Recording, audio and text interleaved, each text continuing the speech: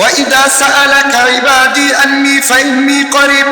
হে নবী, হে বন্ধু আমার, দোস্ত আমার, আপনি জানায় দেন, আমার কোন বান্দা যদি আপনার কাছে আমার সম্পর্কে জানতে চাই যে আল্লাহ কোথায়, আল্লাহরে তো আমরা দেখি না, ওয়া ইযা সাআলাকা ইবাদি আন্নী ফাইন্নী করিব, আপনি বলে দিন বান্দা যখন আমাকে ডাকতে আমি এত নিকটবর্তী, বান্দার ডাকে আমি আল্লাহ পাক রব্বুল আলামিন শুনতে পাই। সুবহানাল্লাহ।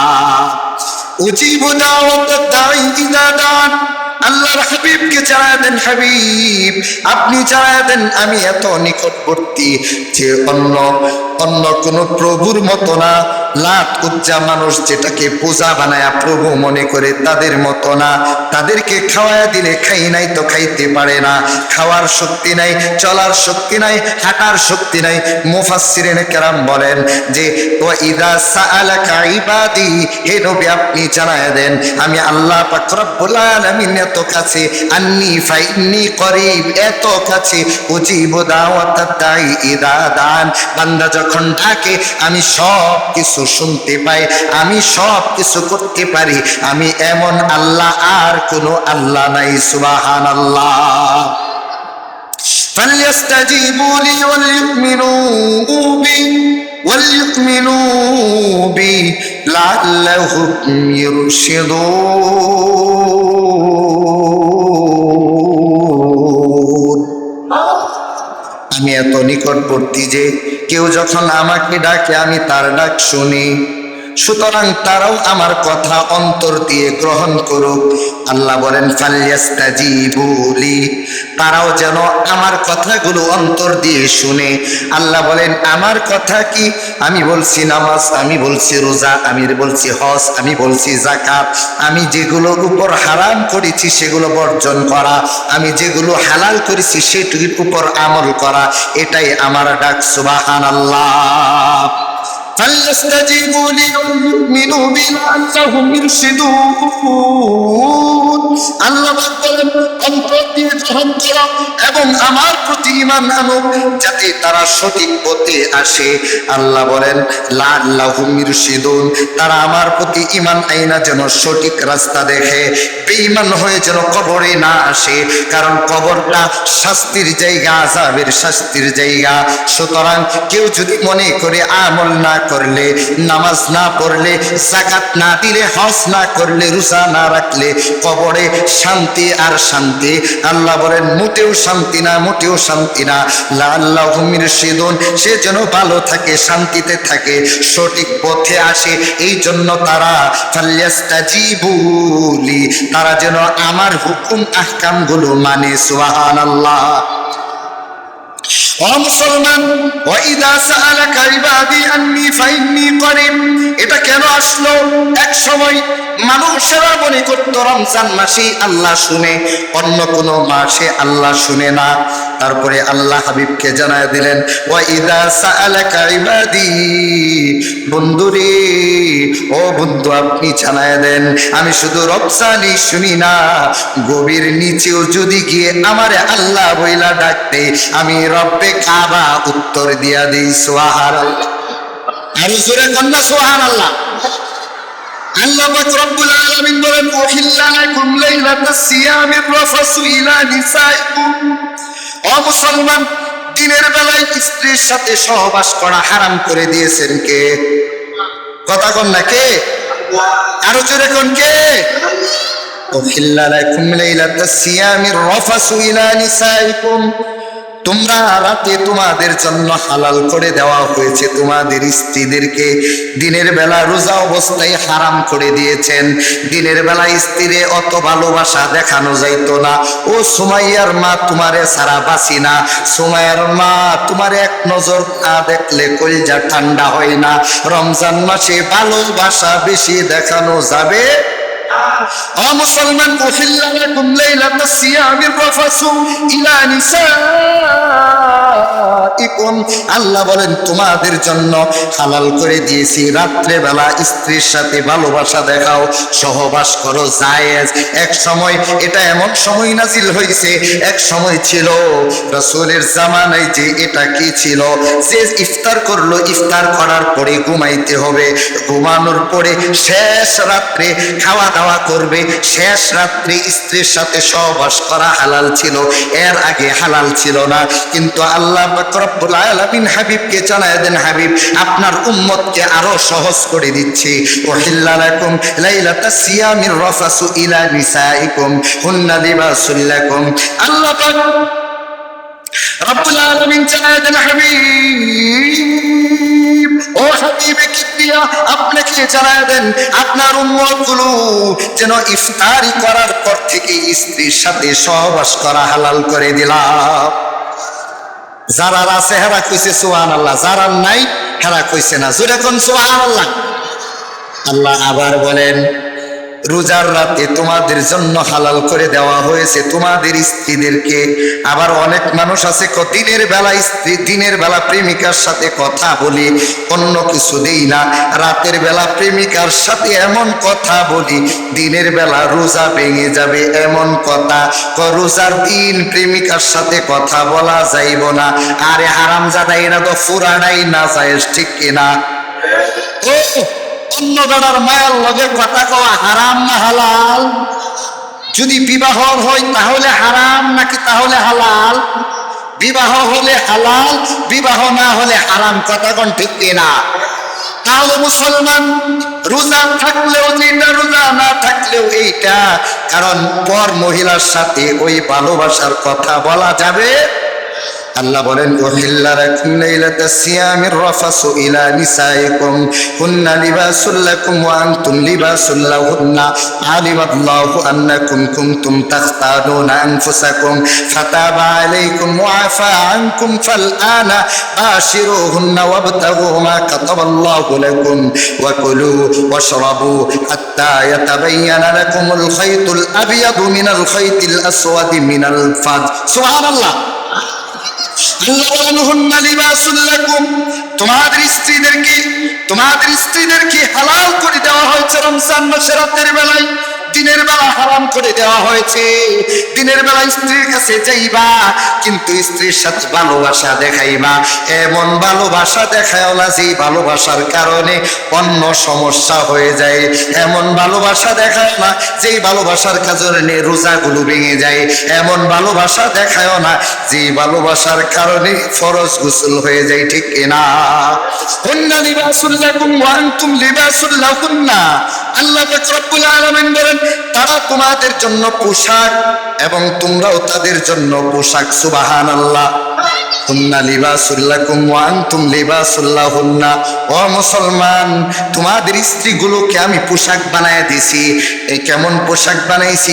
পোশাকের ভিতরে তোমার শরীরটা যেমন আবৃত করে রাখো, তোমার স্ত্রীকেও পোশাকের মতন ভিতরে রাখতে পারবা, কোনো সমস্যা?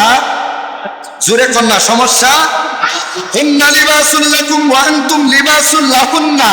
তারা তোমাদের জন্য পোশাক, তোমরাও তাদের জন্য পোশাক। সাবধান, দিনের বেলা রোজা রাইখা আবার পোশাক মনে কইরো না, তাইলে কিন্তু রোজা শেষ। আলিমাল্লাহু আন্নাকুম কুনতুম তাখতানুনা আনফুসাকুম ফাতাবা আলাইকুম ওয়া আফা আনকুম ফালআনা বাশিরুহুন্না ওয়াবতাগু মা কাতাবাল্লাহু লাকুম। আল্লাহ পাক রব্বুল আলামিন বলেন, আল্লাহ জানতেন তোমরা নিজেদের সাথে খেয়ানত করেছিলে।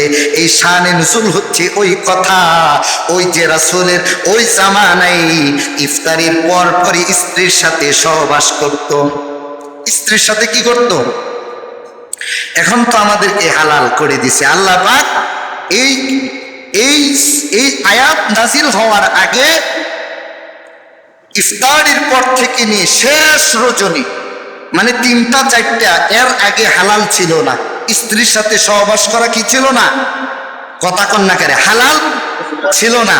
কিন্তু স্ত্রীর সাথে যখন দেখছে না, এমনও মুসলমান আছে, এমন আউস, বুড়াকালেও বেশি আউস, বুড়াকালেও কি আউস? বেশি আউস। হুজুর বেশি আউস।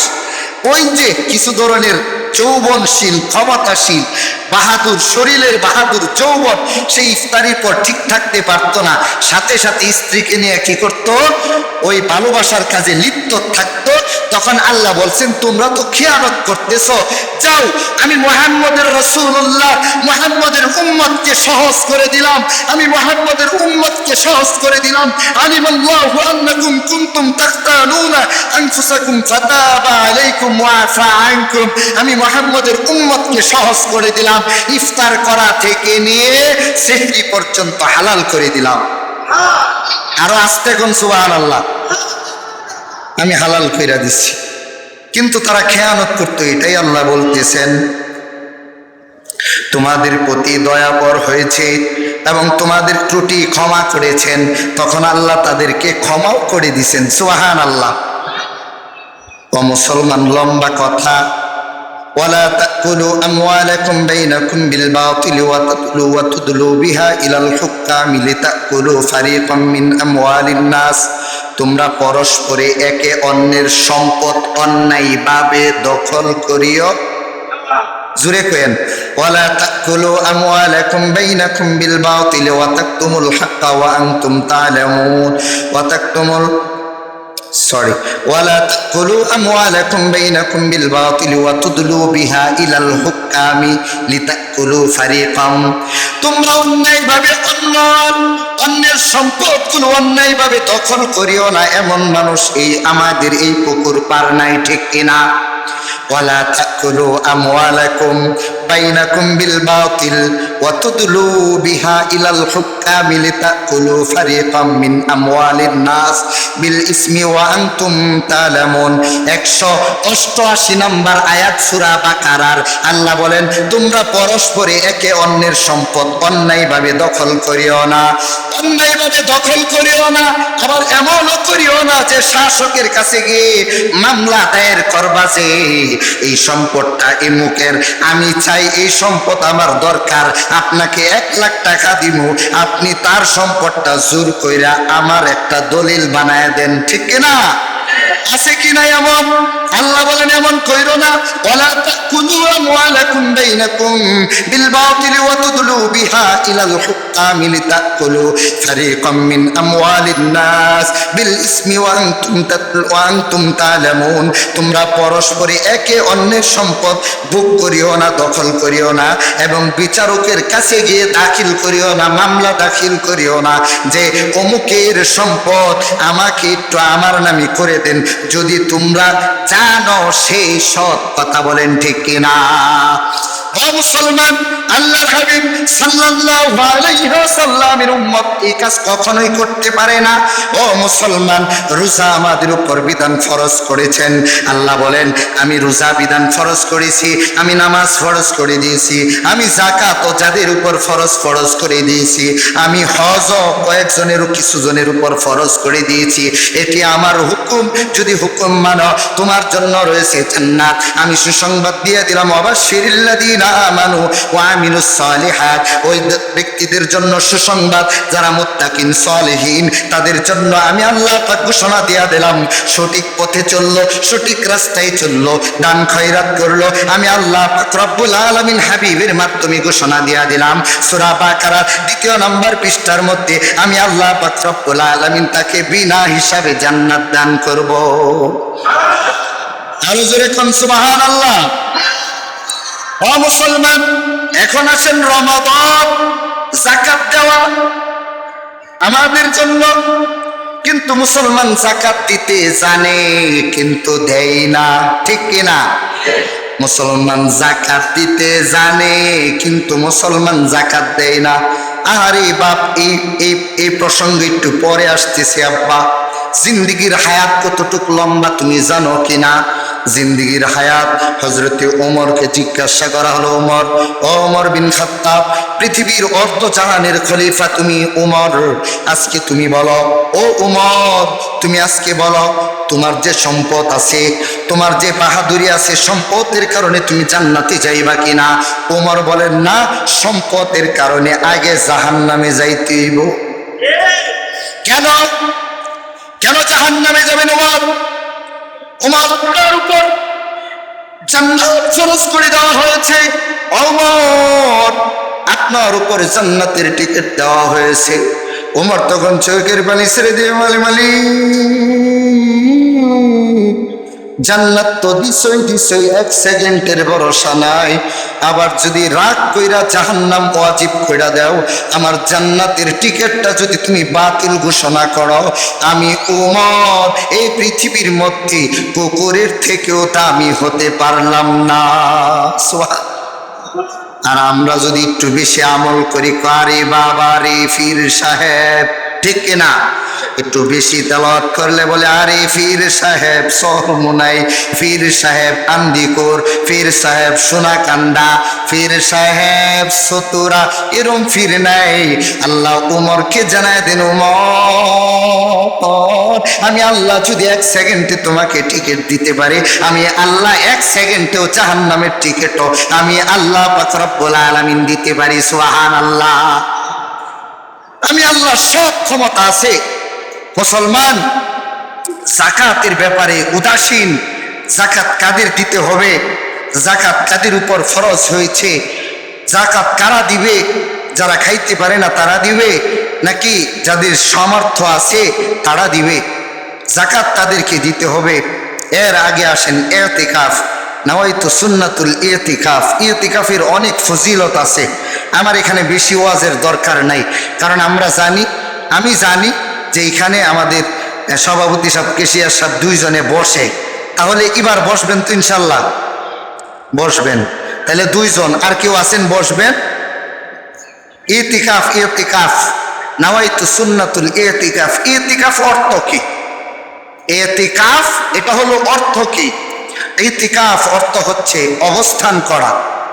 ইতিকাফ অর্থ অবস্থান করা। দুনিয়ার সকল কিছু ছেড়ে, পরিবার পরিজন ব্যস্ততা ছেড়ে আল্লাহর জন্য সওয়াবের নিয়তে মসজিদে অবস্থান করাকে ইতিকাফ বলে। মসজিদে অবস্থান করাকে কি বলে? কেউ আপনারা রোজা রাখছেন? রোজা রাখছেন না? তাহলে জোরে কোন, আমার তে জোরে কোন। আমি তো 3 ঘন্টা কালেকশন করছি, কালেকশন করার পরে আনে বইছি। তাহলে একটু কথা কয়েন, বুবার মতন তাই কেন, একটু কথা কন।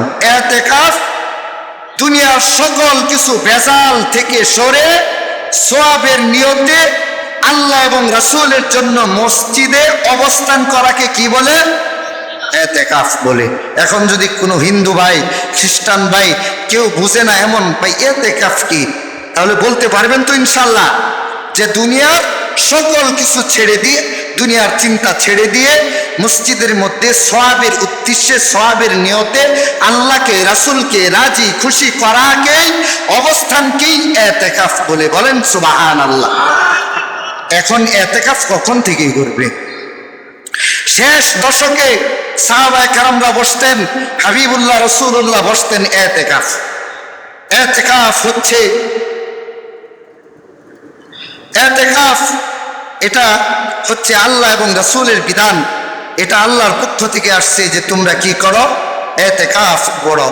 তোমরা যদি কোনো ব্যক্তি ইতিকাফ করে একটা মহল্লা থেকে, একটা গ্রাম থেকে, তাহলে সবাই সুন্নতের সওয়াব পেয়ে যাবে। আবার যদি কেউ না বসে, তাহলে সবাই গুনাহ বাইট্টা গুনাহগুলো তার আমল নামায় দেওয়া হবে। তাহলে আলহামদুলিল্লাহ, এই কসবা পুকুর পাড় কেন্দ্রীয় জামে মসজিদের আমাদের সম্মানিত সভাপতি সাহেব, সেক্রেটারি সাহেব বসতেছেন। আরো যদি কেউ বসতে চান আলহামদুলিল্লাহ, বলে আলহামদুলিল্লাহ। আল্লাহ তাদের ইবাদত আমলকে কবুল করুক, বলেন আমিন। এখন ইতিকাফ কোন মসজিদে বসা লাগবে? জুমার মসজিদে, নাকি পাঞ্জাখানা মসজিদে, নাকি ওয়াক্তের মসজিদে?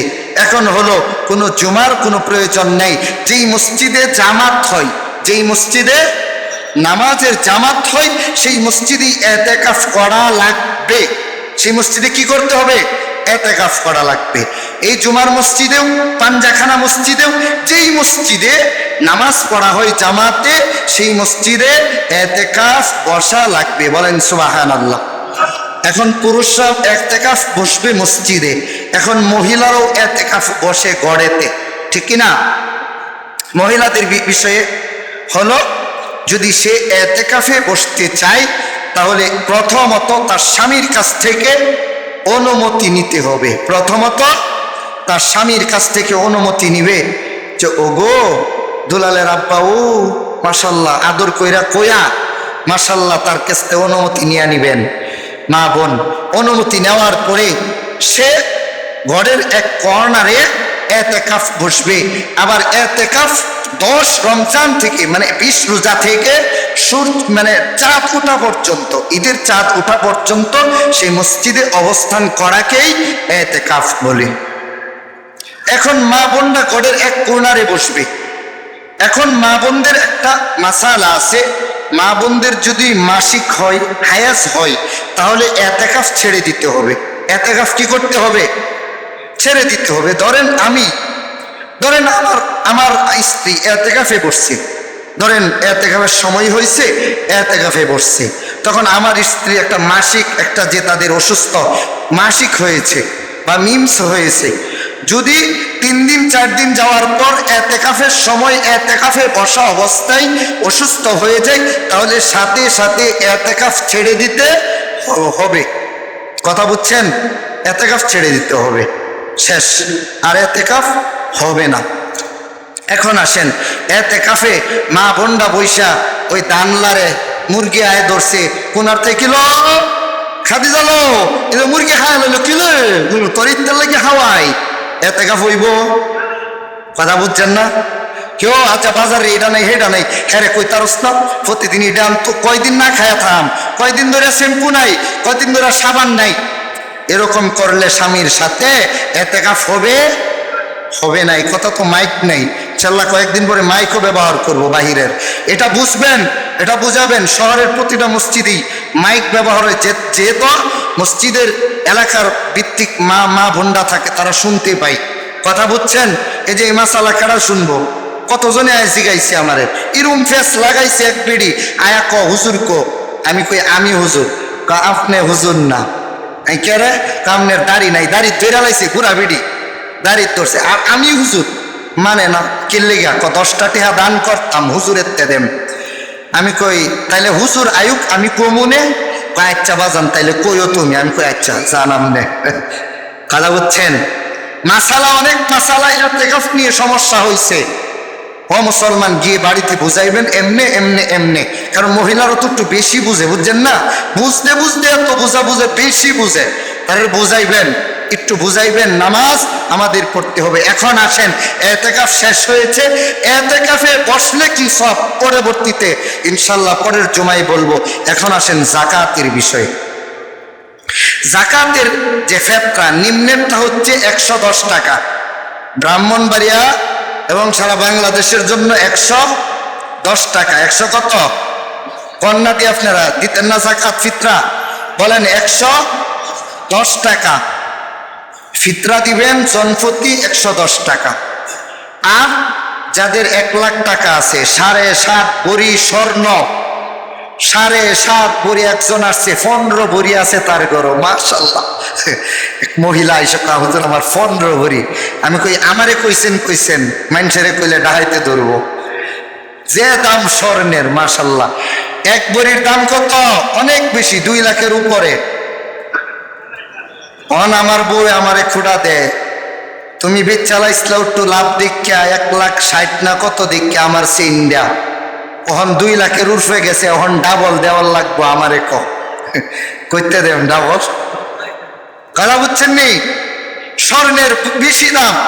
এখন 7.5 ভরি যার ঘরে আছে, 1 লক্ষ টাকা যার ঘরে জমা আছে, ব্যবসার 1 লক্ষ টাকা, সহজে কইতাছি, ব্যবসার 1 লক্ষ টাকা যার ঘরে জমা আছে, 7.5 ভরি যার ঘরে জমা, এইভাবে জমা আছে, 7.5 ভরি জমা যার ঘরে আছে, তার ঘরে 1,02,805 টাকা আসবে।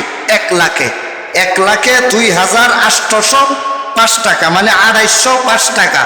তার উপর যাকাত ফরজ আসবে, ওয়াজিব। কথা বুঝছেন? যাকাত দিয়ে দিবেন ইনশাআল্লাহ। স্বর্ণ যাদের আছে মাশাআল্লাহ, যাদের ব্যবসা বাণিজ্য আছেন। এখন আসেন অন্য কথায়। কি কথায়? গরু। যদি ব্যবসার জন্য গরু কিনেন, বেচেন, বেচা কিনি করেন, আমাদের 22 মোজা বেচা কিনি হয় গরু। গরু একটা কিনে বাজারতে আবার এটা রাইখা আবার আধা ঘন্টার ভিতরে কিনছে 80,000, বেচা লাগতেছে 1 লাখ। যদি এরকম গরু কিনা বেচা কিনা হয়, যদি বেচা কিনার জন্য হয়, ব্যবসার জন্য, তাহলে ওই গবাদি পশুর উপর যাকাত আসবে। কথা বুঝছেন? কথা বুঝছেন নি? যাকাত আসবে। আর যদি না, আমি দুধ দই গরুটা ফালি, যা গরু দিয়ে আলবাই, গাধা আছে গাধা দিয়ে আমি মালটা নাই, দেহা গরু আছে এটা দিয়ে আমি লালন পালন করতেছি, এক সময় বেচবো, ওইগুলোর উপর যাকাত আসবে না। কথা বুঝছেন? ওইগুলোর উপর যাকাত, হ্যাঁ, যদি ব্যবসা বাণিজ্যের জন্য যদি হয় তাহলে এটা আসবে। মুসলমান সম্মানিত হাজিরিন, এরপরে তো আমি আছি যাকাতের বিষয়ে। দেখবেন এখন আসেন অল্প সময়, দেখেন আমরা যদি একজন আসে, এক ফকির, তার এত 10 টাকা, এদর 5 টাকা, এদর 2 টাকা তো দেয় না, 5 টাকাই দেয়। আমি দেখছি, নেন 10 টাকা, আপনি নেন 10 টাকা, এমনি না দিয়া আপনি হিসাব করবেন কয়জন। সে যেন একটা ঈদের কাপড় কিনতে পারে, সে যেন ঘরের মধ্যে সেমাই ইত্যাদি গুস্ত, 1 কেজি গরু গুস্ত 850 টাকা, সে যেন আমার এই ফেতরা যাকাতের টাকা দিয়ে সে যেন সুন্দরভাবে চলতে পারে, এমন ভাবে দিবেন। আবার ভাঙ্গা ভাঙ্গা বেশি দান খয়রাত করেন, এটা দেখায়েন না। তুমি 5 টাকা, তুমি 5 টাকা, তুমি 5 টাকা, ফকিরা ফুলের মতন তুমি 5 টাকা এমনি না দিয়া দিবেন 110 টাকা। নাও তুমি 110 টাকা দিলাম, আমরা করে 1 2 3 4 5 জন, ধরো 5 জনের হিসাব করে তোমারে দিয়া দিলাম। পরবর্তীতে আসতে বলবেন, বাজান আমরা তো দিয়া দিছি, আচ্ছা যাও, তারপরে আমি 10 টাকা দান করলাম। এটা উত্তম কিনা? কথা বুঝেন না? এটা উত্তম কিনা? এটা উত্তম। এখন 5 টাকা দিচ্ছেন, হ্যাঁ কিপটার ঘরের কিপটা, হ্যাঁ আমরা টেহা দিব, হ্যাঁ আমার 5 টাকা দে। আমি নিজে শুনছি, কইছে আমার দাদি, আমি যখন 2 তলায় তো ভিক্ষু করছে, আমার দাদি তো কিপটা টাইপের, হি দাদি 5 টাকা দিছে, এই বিড়ি কো কিপটার ঘরের কিপটা। দাদি আবার কানে কম শুনে তো, হ্যাঁ জানে দাদি যে কানে কম শুনে, কিপটার ঘরের কিপটা দিব 5 টাকা দিব, 5 টাকা দিয়ে কত বাহানা, কোয়ালিটি টিপতে টিপতে জান 5 টাকা দিছে আমারে। কেরে আমারে 2 জনের টাকা দিয়ে দিত, তাইলে আমার মনটা খুশি হয়ে যাইতো। দাদি কি কস? না ভালা। আমি কই গাইলাইছে তোমারে বুড়ি কোনহানের, তোমারে গাইলাইছে বুড়ি। কেরে গাইলাইছে? কেরে? হ্যাঁ আয়ু। কথা বুঝছেন নি? এ তার মন খুশি হয় নাই, তার মন কি হয় নাই? খুশি হয় না। আমরা খুশি কইরা দিব, আমরা খুশি কইরা দিব ইনশাআল্লাহ। যাকাত অক্ষরে অক্ষরে পালন করব।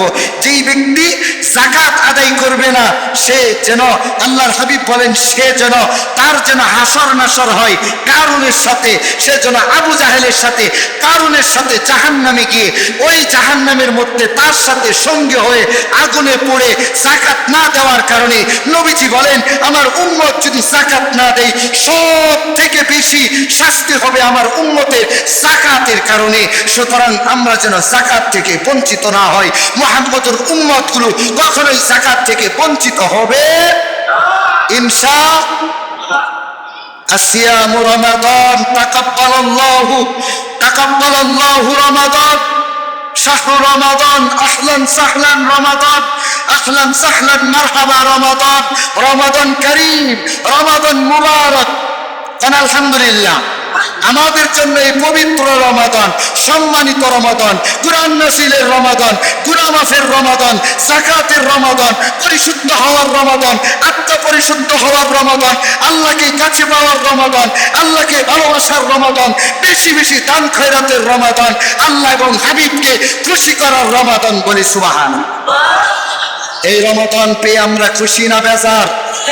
আলহামদুলিল্লাহ, আমাদের সমাজ থেকে মনে হয় 1 মহিলা মৃত্যুবরণ হয়েছে, আর কেউ মরে নাই, ঠিক কিনা?